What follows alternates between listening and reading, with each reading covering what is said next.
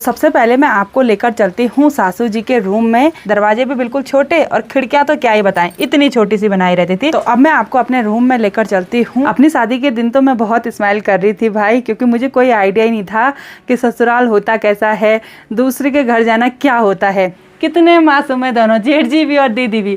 जेठ जी 21 साल के थे, दीदी 18 साल की थी। ऐसी टेक्निक ना पुराने घर में बहुत ज़्यादा देखने को मिलती है। अब तो फ्रेम वगैरह लगाए जाते हैं और हम रात के टाइम पर राली रोटी बनाते हैं। आप सभी को मेरा प्यार भरा नमस्ते। मैं प्रियंका तिवारी आप सभी का स्वागत करती हूँ देवभूमि उत्तराखंड के केदार घाटी के इन खूबसूरत पहाड़ों से।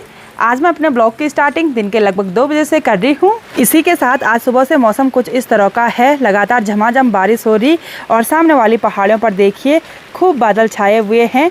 बारिश अभी तक 1 मिनट के लिए भी बंद नहीं हुई और लगातार बारिश होने की वजह से सामने वाली पहाड़ी पर देखिए झरनों का जलस्तर फिर से बढ़ गया है और ये झरने बड़े खूबसूरत दिखाई दे रहे हैं। लगातार बारिश होने की वजह से ऐसा लग रहा है जैसे फिर से सावन का महीना स्टार्ट हो गया होगा और ठंडा इतना हो रहा है कि ऐसा लग रहा है जैसे ठंडियों का महीना स्टार्ट हो गया होगा।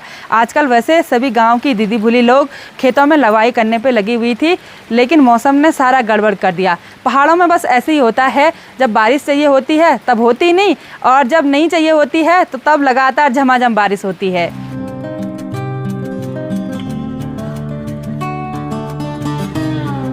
सासू जी ने यहाँ पर सभी को खाना परोस दिया है, हस्बैंड जी खाने भी लग गए हैं और मैं यहाँ पर ककड़ी काट लेती हूँ। आज के टेस्टी लंच में है गर्मा गर्म चावल, कुटी हुई राजमा की दाल, साथ में पहाड़ी ककड़ी है और उसके साथ हरा पिसा नमक है।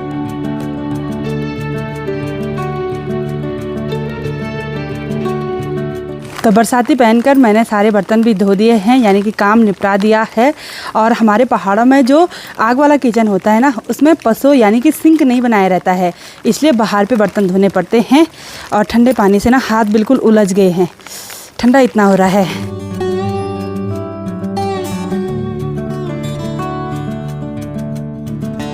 शाम के लगभग 5:30 बजे का टाइम हो गया है। बाहर तो लगातार बारिश जारी है।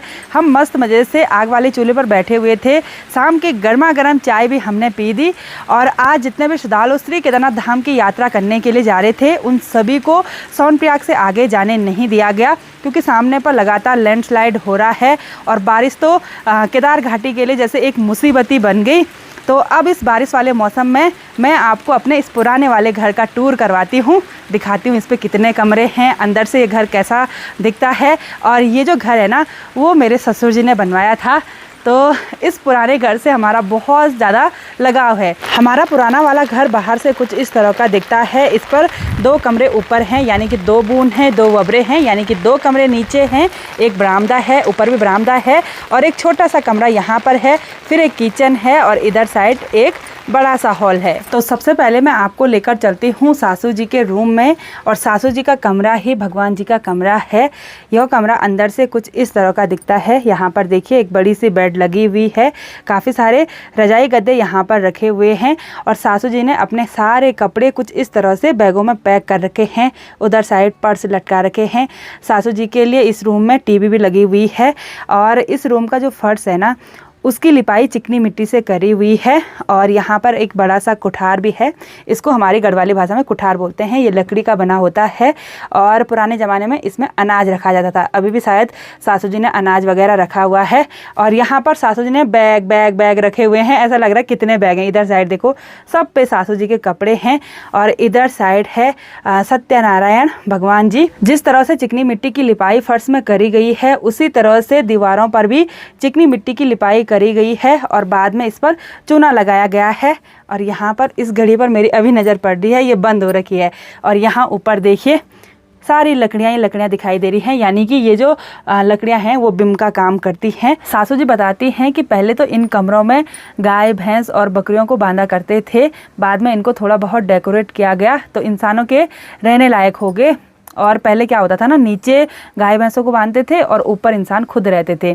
और इन कमरों की एक ख़ास बात बताऊं मैं आपको, गर्मियों के टाइम पर ये कमरे बिल्कुल ठंडे से रहते हैं और ठंडियों के टाइम पर बिल्कुल गर्म से रहते हैं, क्योंकि नीचे ज़मीन में तो चिकनी मिट्टी से लिपाई कर रखी है और ऊपर पूरा लकड़ियों का काम हो रखा है। सासू जी के रूम के बाद अब चलते हैं उधर साइड वाले रूम में।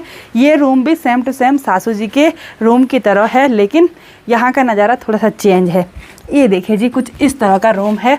लाइट तो प्रॉपर है इन कमरों में, लाइट फिटिंग ना बहुत पुरानी हो रखी है। और इस कमरे में अंदर हमने बेड वगैरह कुछ भी नहीं लगा रखे हैं और ना ही दीवारों पर चूना वगैरह लगा रखा है। इस कमरे में सिर्फ पुरानी चीज़ें रखी हुई हैं, यानी कि ये कमरा स्टोर रूम है। यहाँ पर देखिए ये मलखुनी वगैरह रखी हुई हैं। साथ ही इधर साइड एक कुठार रखा हुआ है, इसमें भी अनाज वगैरह रखा हुआ है। और यहाँ देखिए हथियार वगैरह भी रखे हुए हैं, ये थमाली, दराती, कुल्लू, कुड़ाड़ी, कुछ इस तरह का है। और इस कमरे में चूना नहीं लगाने का एक कारण है, वो मैं आपको बताती हूँ। पहले इधर साइड मैं आपको ये मलखुनी और स्वल्टी भी दिखा देती हूँ। ये देखिए हल रखा हुआ है, साथ ही यहाँ पर लकड़ियाँ स्टोर करके रखी हुई हैं। और इधर साइड देखिए ये गंजलू रखे हुए हैं, यानी कि धान कूटने के लिए ये रखा हुआ है। इसको हमारी गढ़वाली भाषा में गंजलू बोलते हैं।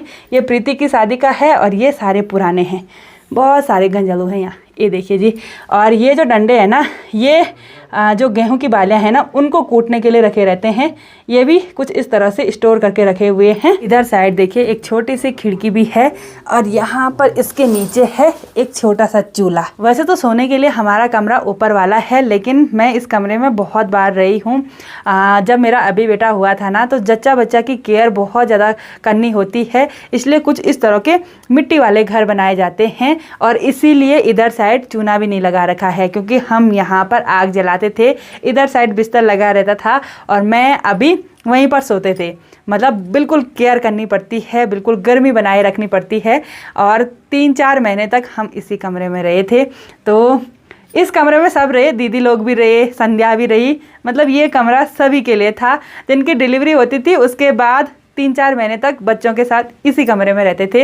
इन कमरों के दरवाजे देखिए बिल्कुल छोटे छोटे से हैं, मेरी हाइट से छोटे हैं। और इस ज़माने में तो इससे बड़ी खिड़कियां होती हैं। और पहले के ज़माने में कमरों के दरवाजे इतने छोटे इसलिए बनाते थे कि उस टाइम पर ठंडा भी ज़्यादा होता था, बर्फ़बारी इधर साइड खासकर ज़्यादा होती थी, इसलिए कमरों में गर्मी अच्छी तरह से बनी रहे।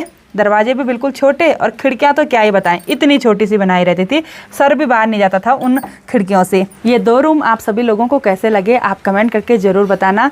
और आप में से बहुत सारे लोग कमेंट करेंगे कि आपने इन रूम में ये सामान इतना फैला फैला के क्यों रखा हुआ है।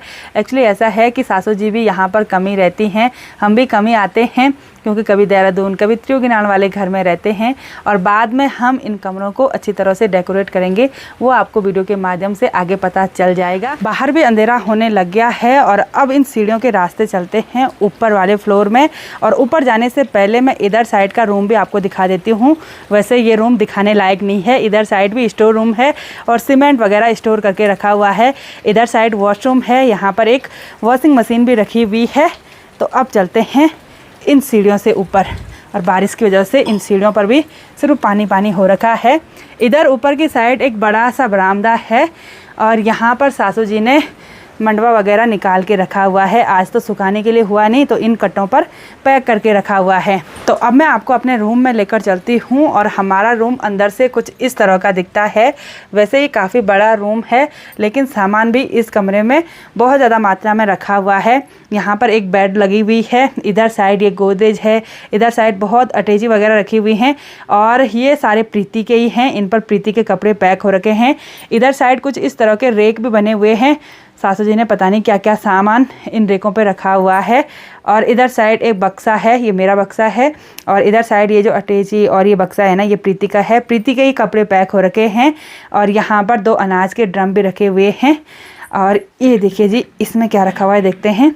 इसमें मंडवा रखा हुआ है, शायद इनमें भी मंडवा ही रखा हुआ है। यहाँ पर एक बंठा रखा हुआ है, इसको हमारी गढ़वाली भाषा में बंठा बोलते हैं, वैसे ये होता गागरी है। और यहाँ पर एक फ्रिज भी रखा हुआ है। और इस कमरे की पूरी दीवार पर बहुत ज़्यादा फ़ोटो फ्रेम लगे हुए हैं। ये हमारी पूरी फैमिली के फ़ोटोग्राफ हैं। और ये हैं हमारे जेठ जी जो आर्मी में रहते हैं। और इधर साइड संदीप देवर जी की फ़ोटो बहुत ज़्यादा मात्रा में है। और यहाँ पर मैं आपको अपने ससुर जी भी दिखा देती हूँ। ये है हमारे ससुर जी, सासू जी, जब जेठ जी की शादी हुई थी ना, उस टाइम की फ़ोटोग्राफ है। और ये है मेरी शादी की फ़ोटो। अपनी शादी के दिन तो मैं बहुत स्माइल कर रही थी भाई, क्योंकि मुझे कोई आइडिया ही नहीं था कि ससुराल होता कैसा है, दूसरे के घर जाना क्या होता है, कोई अक्ल ही नहीं थी, इसलिए स्माइल कर रही थी। और वो तो भगवान जी की कृपा रही कि मुझे ससुराल बहुत ही अच्छा मिला। और तब की फ़ोटोग्राफ में और अब मैं क्या अंतर दिखाई दे रहा है आपको। उस टाइम तो मैं बिल्कुल छोटी सी थी, 18 साल में मेरी शादी हो गई थी, 12-13 साल शादी को हो गए। और वो दिन तो यहीं किमाना वाले घर में आके याद आते हैं। ये देखो जी, कोई आइडिया ही नहीं था, बस शादी करनी थी इसको बस। हमारे इस कमरे में 20 दीवार पर आपको कुछ इस तरह से खाना दिखाई दे रहा है, जिसकी हमने गोबर और चिकनी मिट्टी से लिपाई कर रखी है। इधर साइड भी एक खाना है और मैं आपको बता दूं, इसके अंदर मधुमक्खियों का छत्ता है। हमारे पहाड़ों में इधर साइड मधुमक्खी पालन बहुत ज़्यादा मात्रा में करते हैं, इसलिए घर बनाते टाइम मधुमक्खियों के लिए भी घर बनाया जाता था। इधर साइड ये जो पार्ट है ना, ये लकड़ी का है और इसकी पूरी चिकनी मिट्टी और गोबर से लिपाई कर रखी है। जब शहद निकालना होता है ना, तो इसको उखाड़ देते हैं इधर से, और मधुमक्खियों को अंदर बाहर करने के लिए उधर साइड से एक छोटा सा छेद छोड़ा रहता है। और ऐसी टेक्निक ना पुराने घर में बहुत ज़्यादा देखने को मिलती है। अब तो फ्रेम वगैरह लगाए जाते हैं, लेकिन पहले के ज़माने में कुछ इस तरह से मधुमक्खी पालन करते थे। और हमारे ये जो रूम है, इनका फर्श भी मिट्टी वाला है, यानी कि इस वाले फर्श में भी चिकनी मिट्टी से लिपाई करी गई है। तो अब मैं आपको लेकर चलती हूँ दीदी के रूम में, और दीदी का रूम भी अंदर से काफ़ी बड़ा है और काफ़ी सुंदर भी दिखाई देता है। दीदी भी कभी कभी यहाँ घर आती है। तो दीदी कैसा लगता है यहाँ घर पे आके? अच्छा लगता है, पर आज बारिश से बहुत ठंड हो रही भाई। हाँ दीदी, तभी बिस्तर के अंदर जा रखी है। आग भी जला रखी थी। हाँ, धुएं में भी अजीब हो रहा है। हाँ, सर दर्द, मैंने कहा सीधे बिस्तर के अंदर। हाँ। और जहाँ पर दीदी का बेड है ना, यहाँ पर भी एक मधुमक्खी का खतरा है। ये देखिए, शहद खाने के लिए काफ़ी अच्छा है, बिल्कुल, है ना। और इधर साइड कमरे में दीदी की शादी की अलमारी है, मिरर है, बक्सा है। इधर साइड ये बेड है, ये सोफे हैं, और यहाँ देखिए फोटोग्राफ वगैरह हैं। ये अमन है, ये देखो कितना प्यारा बच्चा लग रहा है। ये दीदी जी हैं, जब जेठ जी के साथ घूमने के लिए गई होगी ना, उस टाइम की फ़ोटोज़ हैं। और ये जेठ जी की आर्मी की फ़ोटो, आर्मी वाली ड्रेस में। दीदी तो बहुत सुंदर लग रही भाई, पहले और अब में कितना अंतर है, ये देखो। उस टाइम अमन तो कितने में था, 1 या 2 में था। हाँ, छोटा था अमन। फोटो है वो मसूरी की। अच्छा, मसूरी घूमने के लिए गए थे। और दीदी की शादी की फ़ोटो मैं आपको दिखाती हूँ। ये देखिए जी, कितने मासूम है दोनों, जेठ जी भी और दीदी भी। जेठ जी 21 साल के थे, दीदी 18 साल की थी। ये देखो जी, पहले जयमाला कुछ इस तरह की होती थी, और शादी के बाद की फ़ोटो ये वाली है। तो ये वाला घर हमारा कुछ इस तरह का है, और इस घर में जो सुकून है ना, वो कहीं भी नहीं है। चाहे देहरादून चले जाओ, चाहे त्रियुगीनार चले जाओ, इस घर में सबसे अच्छा लगता है सभी को। तो चलिए जी, अब हम डिनर बनाने की तैयारी शुरू करते हैं। हमने आलू बॉयल कर लिए हैं, और ये हमारे घर के आलू हैं, जो कि बहुत ही ज़्यादा टेस्टी होते हैं। आजकल प्रीति यहाँ किमाना वाले घर में नहीं है, तो हम यहाँ किचन में मस्त मज़े से आग वाले चूल्हे पर खाना बना रहे हैं। और प्रीति होती ना, तो वो मना करती है, बोलती है गैस में खाना बनाओ, आग मत जलाओ। वैसे उसको भी अच्छा लगता है आग वाले चूल्हे पर, लेकिन उसको लिपाई घिसाई की आफत होती है बोला। आज तो आग भी बिल्कुल मस्त जल रही है, और हम रात के टाइम पर राली रोटी बनाते हैं, यानी कि गेहूं के आटे और मंडवे के आटे को मिक्स करके रोटियां बनाते हैं। ये बहुत हेल्दी भी होती हैं, और चूल्हे का टेस्ट ना बहुत ही गजब का आता है।